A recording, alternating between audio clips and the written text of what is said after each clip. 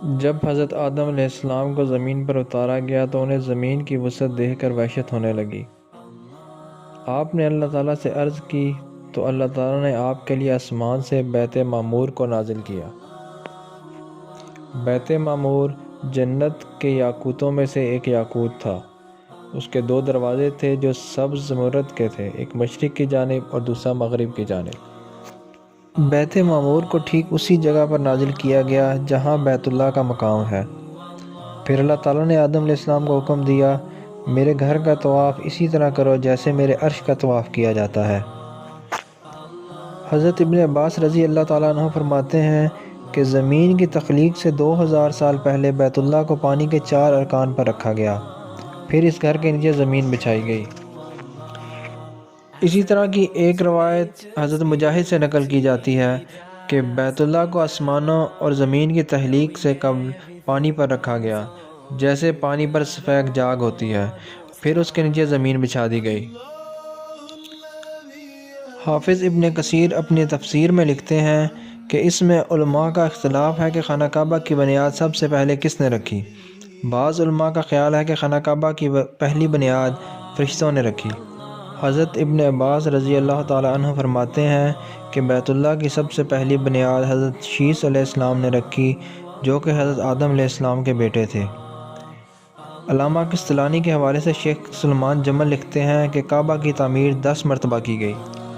پہلی مرتبہ کعبہ کو ملائکہ نے بنایا، دوسری مرتبہ حضرت آدم علیہ السلام نے کعبہ کی تعمیر کی، تیسری مرتبہ حضرت شیث علیہ السلام نے کعبہ کو تعمیر کیا، چوتھی مرتبہ اس کو حضرت ابراہیم علیہ السلام نے بنایا، 5ویں بار کعبہ کو عمالقہ نے بنایا، 6ٹھی مرتبہ قبیلہ جرہم نے بنایا۔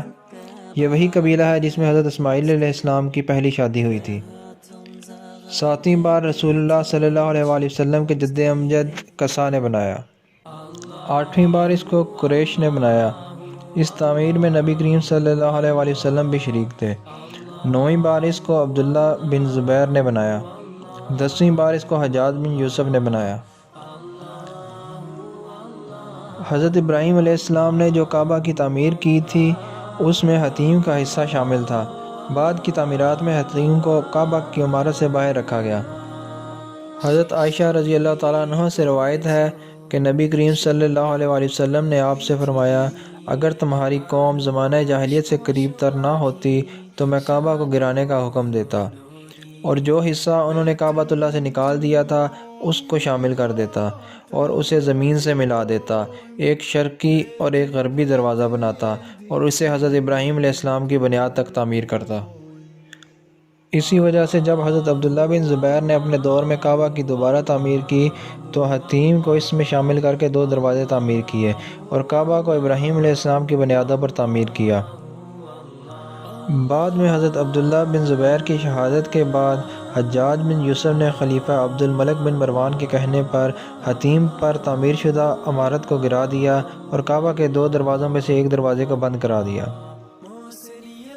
کعبۃ اللہ کی باقی تعمیرات کا ذکر ہم اگلی ویڈیو میں کریں گے۔ یہ تمام تر معلومات کتاب تاریخ بیت اللہ سے لی گئی ہیں، جس کے مصنف محمد صالح بن احمد بن زین العابدین الشیبی الابدری الحجبی ہیں۔ اگر آپ کو یہ ویڈیو اچھی لگی ہو تو لائک کریں، شیئر کریں اور ہمیں کومنٹ کریں۔ اس کے علاوہ ہمارے چینل کو سبسکرائب کریں۔